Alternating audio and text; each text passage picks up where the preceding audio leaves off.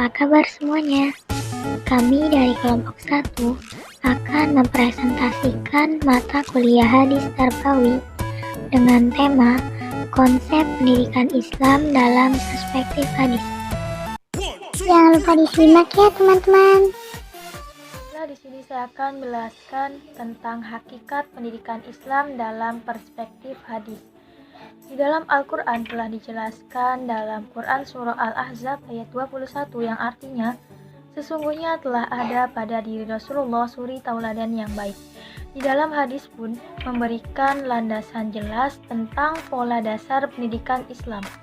Eksistensi hadis adalah ilmu pengetahuan yang berisikan keputusan dan penjelasan Nabi dari pesan-pesan ilahiyah yang sebelumnya tidak dijelaskan secara terperinci di dalam Al-Quran. Pada esensinya muncullah istilah ta'lim, tadris, tarbiyah, dan ta'dib dalam dunia pendidikan Islam. Kata ta'lim berasal dari kata alama yang berarti mengajar atau menyampaikan pengetahuan dan keterampilan. Kata tadris berarti pengajaran. Kata ini merupakan kata dasar dari kata kerja darrosa yang berarti mendorong orang lain untuk terus belajar. Kata tarbiyah berasal dari kata robba yarbu yang berarti bertambah atau tumbuh. Sedangkan kata ta'dib berasal dari kata adaba ya'dibu yang berarti melatih atau mendisiplinkan diri untuk berperilaku baik dan sopan. Menurut Arifuddin Arif, kata ta'dib lebih tepat digunakan sebagai istilah pendidikan karena memiliki makna yang variatif, yaitu ilmu, kearifan, kebijaksanaan, keadilan, pengajaran, dan pengasuhan yang baik. Pendidikan secara terminologi didefinisikan sebagai usaha sadar dan terencana dalam mewujudkan suasana belajar dan proses pembelajaran agar peserta didik secara aktif mengembangkan potensi dirinya untuk memiliki kekuatan spiritual keagamaan, pengendalian diri, kepribadian, kecerdasan, akhlak mulia, dan keterampilan yang diperlukan dirinya, masyarakat, bangsa, dan negara. Apabila pendidikan dikaitkan dengan Islam, maka dapat didefinisikan bahwa pendidikan Islam adalah usaha sadar dan terencana untuk memelihara dan mengembangkan fitrah manusia serta sumber daya insani yang ada padanya menuju pembentukan manusia yang utuh atau insan kamil sesuai dengan norma-norma Islam. Tetap disimak ya teman-teman, jangan ngantuk. Bismillahirrahmanirrahim. Di sini saya akan menjelaskan mengenai tujuan pendidikan Islam dalam perspektif hadis. Sebelum saya menjelaskan mengenai tujuan tersebut, saya akan menjelaskan mengenai pengertian daripada tujuan pendidikan Islam. Tujuan pendidikan Islam secara umum adalah menjadikan manusia menjadi hamba Allah yang soleh, sebagai pemimpin yang bertanggung jawab, menjadi manusia yang sempurna, dan juga mendapatkan keselamatan dunia dan juga akhirat. Pendidikan Islam bertujuan agar peserta didik mampu bersosialisasi dengan masyarakat dengan baik, sehat jasmani dan rohani, memiliki kecerdasan yang komprehensif, cerdas intelektual, cerdas emosional, moral, dan juga spiritual, dan juga memiliki sifat yang bertakwa, tawakal, dan memiliki sifat-sifat mulia lainnya. Kemudian tujuan pendidikan yang pertama yaitu hasanat dunia dan akhirat. Maksud dari hasanat dunia dan akhirat yaitu meraih kebaikan, kebahagiaan, keselamatan, kesejahteraan di dunia dan akhirat yang terangkum dalam hadis riwayat Muslim yang ada di makalah, silahkan Anda dibaca. Hadis ini menunjukkan bahwa salah satu dari tujuan pendidikan Islam adalah mencapai kebahagiaan di dunia dan juga akhirat. Dunia sebagai alam uji coba yang banyak tantangan dan juga banyak rintangan. Setiap manusia bebas memilih jalan mau jalan ketakwaan ataupun jalan kedurhakaan. Tidak sedikit manusia bahkan umumnya mengharapkan kekayaan di dunia, yaitu dengan cara jabatan, tahta, harta, wanita, dan juga terkadang anak yang tertipu daya oleh kehidupan dunia. Dan juga banyak dari mereka yang berlomba-lomba untuk mencapai kebahagiaan dunia, dan mereka lupa bahwa kehidupan akhiratlah kehidupan yang paling kekal. Dalam era reformasi, pendidikan harus mampu mengembangkan peserta didik menjadi sumber daya manusia yang memiliki sifat kreatif, mandiri, dan juga mempunyai wawasan yang luas. Kemudian tujuan yang kedua itu ubudiyat kepada Allah.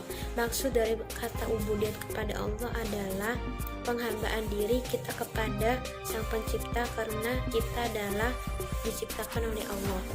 Kemudian kata al-ibadat diambil dari kata ab yang artinya manusia yang rendah hina bagi junjungannya, pemilik segala urusannya. Jadi ubudiyat adalah penghambaan diri kepada Allah melebihi penghambaan budak kepada tuannya, karena kepemilikan Allah atas makhluk dan makhluk lainnya adalah kepemilikan makhluk yang tidak mutlak kepada kepemilikannya. Dengan demikian, pendidikan Islam juga diarahkan agar memfokuskan tujuan kepada pembinaan manusia menjadi hamba Allah yang soleh. Kemudian tujuan yang tiga yaitu pemimpin yang bertanggung jawab. Istilah pemimpin dalam sejarah politik Islam ini yang paling populer ada tiga, yaitu al-amir, al-khalifah, dan juga al-imam. Pendidikan Islam bertujuan untuk mendidik peserta didik yang memiliki klasifikasi keempat istilah tersebut.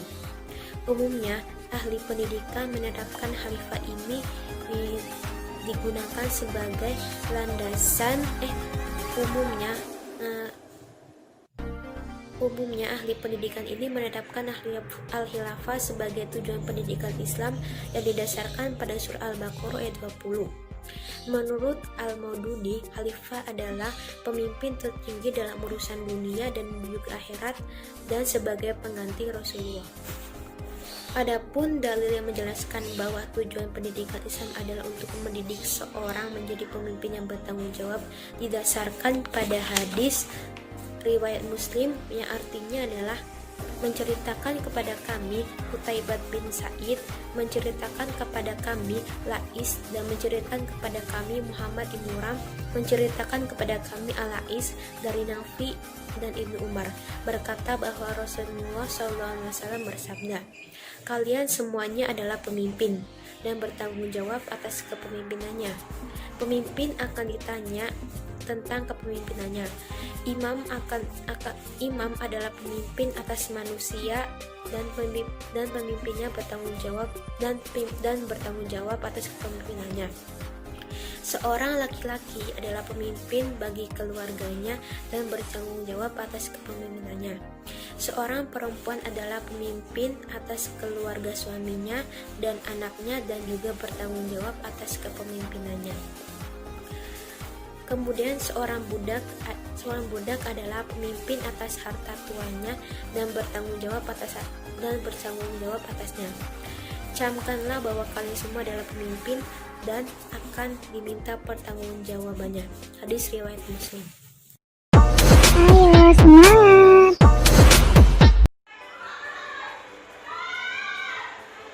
Di sini saya akan menjelaskan sedikit mengenai faktor-faktor pendidikan Islam dan fungsi pendidikan Islam. Faktor-faktor tersebut yakni yang pertama tujuan pendidik, yang kedua pendidik, yang ketiga peserta didik, yang keempat alat pendidikan, dan yang terakhir adalah lingkungan pendidikan.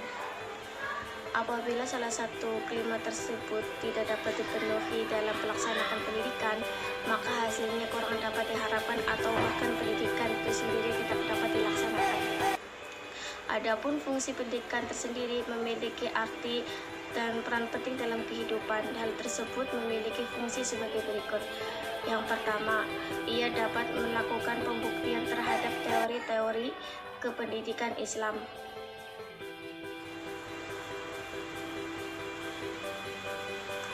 Yang kedua ialah memberikan bahan informasi tentang pelaksanaan pendidikan dalam segala aspeknya bagi pengembangan ilmu pengetahuan pendidikan Islam tersebut.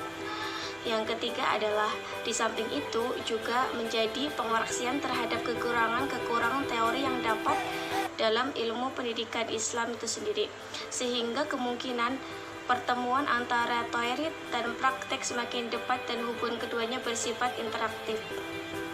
Adapun fungsi ilmu pengetahuan Islam menurut Arifin yang dikutip oleh Nur adalah pendidikan Islam yang khususnya bersumber nilai-nilai agama Islam yang di samping menanamkan aturan sikap bentuk yang dijiwai nilai-nilai tersebut juga mengembangkan kemampuan berilmu pengetahuan sejalan dengan nilai-nilai Islam yang melandasi adalah proses ikhtiar yang secara pedagogis mampu mengembangkan hidup anak didik kepada arah kedewasaan yang menguntungkan dirinya. Yang ketiga adalah ruang lingkup adalah pendidikan Islam adalah mencangkup segala bidang manusia di dunia. Maka pembentukan sikap dinilai amaliyah dan dalam diri manusia baru dapat efektif bila mana dilakukan melalui proses pendidikan, berjalan kaidah-kaidah pengetahuan pendidikan. Dan yang terakhir adalah teori-teori, hipotesa, dan asumsi-asumsi kependidikan yang bersumber ajaran agama Islam sampai kini secara ilmiah meskipun bahan-bahan bakunya sudah tersedia baik dalam Al-Quran ataupun hadis maupun kaul ulama untuk diperlakukan penyusunan yang sistematis yang didukung dengan hasil-hasil penilaian. Thanks for watching. See you guys.